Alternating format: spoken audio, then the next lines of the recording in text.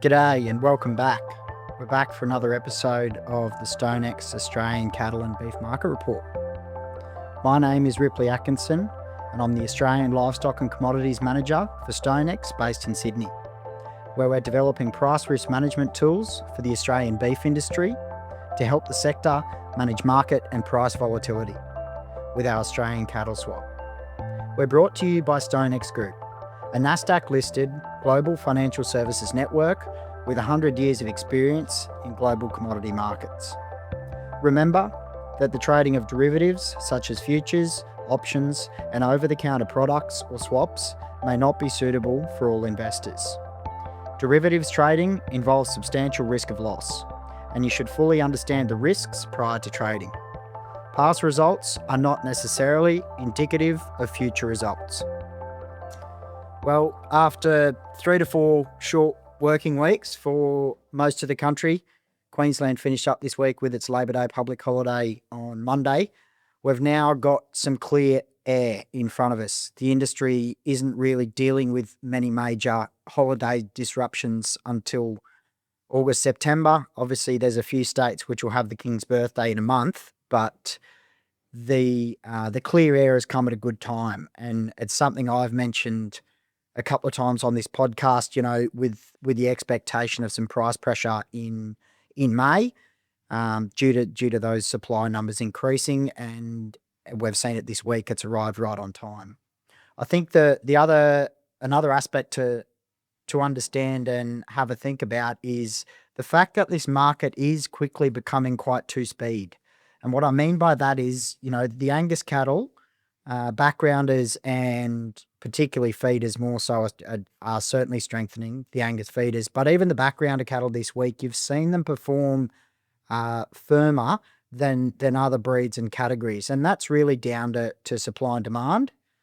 I think the other thing I'll touch on today is this opportunity in the south.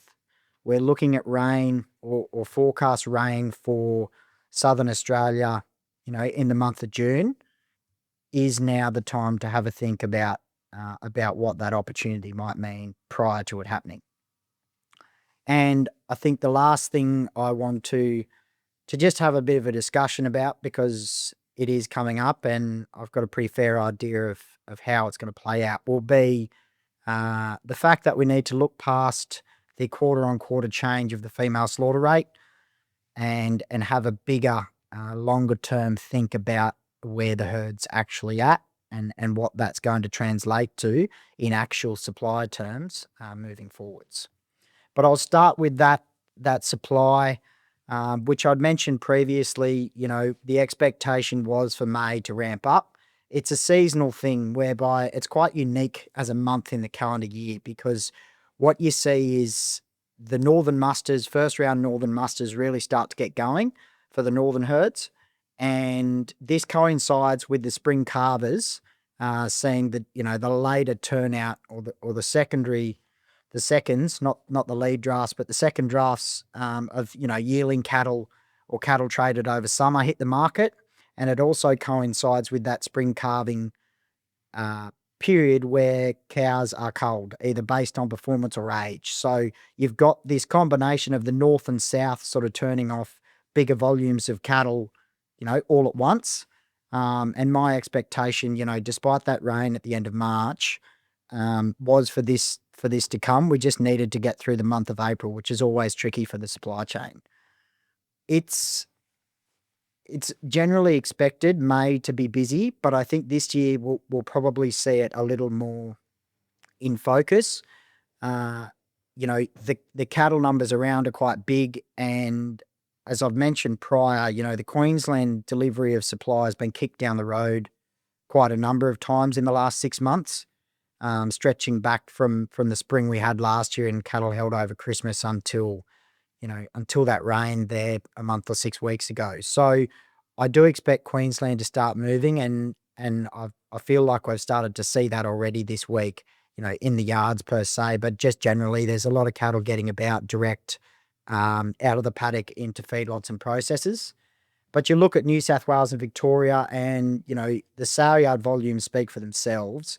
They've really really ramped up, and even on the box on Auctions Plus last Friday, third highest yarding I think that platform had since its inception, or at least since COVID. And we're not in that general widespread liquidation period. New South Wales particularly is Auctions Plus' biggest state in terms of listings, and the major cattle regions, north of Dubbo in the state of New South Wales, haven't had that bad season. So I think it's a good, I shouldn't say good, but it's interesting to see that the coinciding of sale yard, supplier, direct to buyer, be that feedlot or processor, and online is all speaking the same language, and by that I mean higher numbers. What I would say, and I mentioned it at the start, is this two-speed market. It's quite specific. It's not across the board, but the Angus backgrounded cattle have probably performed better, firm to a touch softer this week relative to, similar cattle in that have a different breed. The feeders, on the other hand, they continue to strengthen in price, and that's not unsurprising. We'll see that through winter. But I think it's an interesting dynamic, and it would be good if we had more sale yard insight over that through MLA, reporting of breed, because it'd allow the sector to really understand a key situation that's happening at the minute. And you can't actually dig into that with the NLRS data because it doesn't report breed, but you can tell, the other, even the weaner cattle and the lighter cattle, yearling steers, etc. Anything that is an Angus is feeling more price pressure. That's generally just because of supply. Angus supply is going to get short in winter. We know it. The feedlots know it. And they're trying to get ahead of that with arrangements with producers for cattle to go into backgrounding paddocks on oats, etc. Not necessarily oats, but into pasture to be tipped out, in late winter when the supply will get really tight. So it's an interesting dynamic to watch, that two-speed market. Even the slaughter and finished cattle, regardless of breed, they're all softening, and you're seeing Angus feeders and backgrounder steers, holding their ground really well. It's something I probably expect to continue for a little while. The Angus backgrounders will come off the boil, but the feeders are certainly in the box seat at the minute in terms of where their price is heading. Another one that, I'm keeping a pretty close eye on, and obviously everyone south of Dubbo is keeping a much closer eye on it than I am, but it's the opportunity, I shouldn't say opportunity, but rain is forecast for Southern Australia at the end of this month, into June. There is the forecast for good rain across that month. And the question I want to ask is, the saying always goes, it's darkest before the dawn. The question I'd pose is there an opportunity to step into some lighter cattle now or very soon before that rain comes? And it's obviously a very, very big if, but if it delivers, that's going to put, I would say, some immediate upward pressure on lighter cattle prices. Supply will dry up quite quickly. If the soil temperatures and the growing conditions are good enough to get some grass growth growing, obviously winter isn't a perfect time to be growing grass, but if there is the ability for some feed to be grown and some confidence and optimism steps back into that market, I would expect the lighter cattle prices to strengthen quite quickly. So the question and the opportunity I see is, if you can do it, what's not to say stepping into some lighter cattle now with some good buying before that happens to get in front of, that upward pressure on pricing. It's something to be, considerate of. And we know, we saw it in northern New South Wales in 2019-20 when the drought broke. The country that producers let have a rest, where cattle either just weren't allowed into, or cattle were fed in confinement, the country that was rested responded really well. And I spoke to a number of people at the Angus Expo from down south over the weekend, and they said, that was their intention. And I think it's a pretty good option is just leaving that country to have a rest. And we saw it. The reason I'm tying it all back is we saw how quickly the country responded when the drought broke in northern New South Wales in 19 and 20, and admittedly it was in summer, but it delivered some really good results and you could get going pretty quickly. And I think for any producer that's done the same in the south, of which I know there are a number, if the growing conditions can accommodate it, it allows that opportunity of buying today or very soon before that rain comes and the market kicks, to get in there and get back in business with some trading. The last thing for this week I want to talk on is the ABS data is released on Tuesday, the 20th of May. Q1 25 slaughter and production volume. So it'll give us a good idea on how this year has kicked off in some formalised figures. And I just know that what we're going to see is analysts and other parts of the sector are going to call the herd in liquidation because that female slaughter rate is above 47%. So the FSR measures the number of female cattle processed relative to the total as a percentage, and 46.3% is the quarterly average of females processed in percentage terms since 1976. So there's no scientific or modelled way of determining whether that actually indicates if the herd's liquidating or rebuilding. But my point is when you read information about the herd liquidating because the female slaughter rate's above 47%, I would look past it. And the reason being is we know the cattle cycle, at a minimum is 2 to 3 years from conception or genetic selection to those animals actually being processed. And from my perspective, a quarter-on-quarter change in a female kill rate, which is very seasonal, mind you, it's too short-sighted to actually determine whether you're rebuilding or liquidating. For what it's worth, here's how I see it. The southern herds, and I'm drawing a line at Dubbo again because that's basically where the seasons change. The southern herds are, if they haven't begun already, they're going to begin liquidating their numbers. Feed and water obviously is a major issue for these places, and with no rains, producers are making the tough decisions to actually sell down and liquidate. I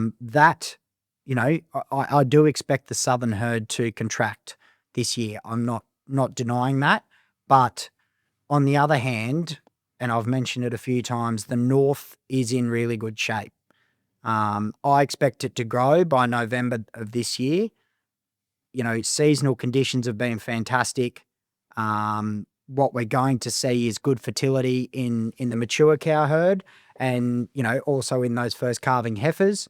And as a result of that, the calves that are produced out of those good fertility rates and better brandings because of the season, we're going to see good supply of cattle well into the second half of next year from those northern numbers. It does take time and as I mentioned, 2 to 3 years from genetic selection. It does take time before we'll see those cattle appear in southern Queensland or move up from New South Wales into Queensland to feedlots. But that growth in the north, from Dubbo up or down simply because it's where the seasons change, it's going to offset the decline you see in the south. The cattle are in the north. There's a lot more of them and there's a lot more females. So I just think it's important to look past that quarter-on-quarter change of the female slaughter rate. Whatever it is, it'll probably be 50%, might be higher, but we've got to take a step back and look at the bigger view. The herd rebuild finished in March of 2023, was 2 years ago. The north has continued to receive good seasons and the south started to turn, late 23. So that continuation to 2 and a bit years of good seasons for northern Australia, bar a pinch there in northern New South Wales, southern Queensland in, June to October of 23, it's really gone 5 years of excellent conditions. And I think that, that bodes well for continual steady growth in numbers. rebuild and growth are two different things. There's been plenty happening this week. I think, if we just look at supply generally and my views on May, I wouldn't be surprised if we continue to see prices soften this month. Supply will continue to grow. It's coming. The South will soon have to start running out of cattle at some point. I'm not going to call it in the next fortnight or so, but they're gonna run out at some stage, and I think we might see that coincide with the rain or the rain forecast anyway, if it delivers in June for those southern regions to get a drink, and it'll really tighten some numbers up. So I do see some upside in that southern market next month. But the question I ask is, how are producers positioned in terms of leverage on their balance sheet with debt, and how much have they drawn down to feed cattle, which in turn impacts how strong their ability is to draw down on their overdraft or take out finance to purchase stock. I still have that question. We won't know what that will actually look like until producers start buying, if the season does turn, but it's something to be considerate of. And I think more broadly, we're going to see supply continue to grow. There will probably come a point in terms of, say, a feeder market for the Queensland feeders, particularly, where producers are flush with a good season. There may be some price sensitivity in terms of selling, but I don't expect a lot of them to continue on with stretching those cattle or pushing those cattle into the grass-fed bullock market. Some might look at some grass-fed bullock market. Some might push them through for, a supermarket job. But I would expect, when the cattle have got to go at those really heavy feeder weights, they're going to have to go, because you can't forgo 12 months of no cash on your major selling types. I think it would put too much pressure on most people following the borrowing and buying people did when money was cheap, during the rebuild. So I do see a bit of price pressure this month, and I do expect supply will continue to grow. I think when we look back on the figures, May slaughter numbers and yardings and things like that, you're going to see big volumes, and it should all coincide with the previous peak in the cycle of sort of 2014-15 numbers. I don't think we're at the peak in the production cycle yet, but we're well on the way. Questions are always welcomed. So if anyone, yourselves or someone else has got one, send me an email to ripley.atkinson@stonex.com, or record a voice note of yourself, where you're from, and the question, and it'll be answered in the next episode. Next time, as I mentioned at the start, ABS Q1 slaughter and production figures are going to be released, and I expect them to show some really strong results in terms of volume right across the board. I think we'll see Q1 slaughter at its highest Q1 level since 2015. There should be some really big production volumes, which is translating to those really solid export numbers we've seen. And carcass weight should be really good. We've got to think about those cattle that were held back in late 24 and then delivered, in Q1 25 on the back of a really good spring. So there should be some good figures out of that. But until then, thanks for listening. Take care, and we'll see you next time. Cheers.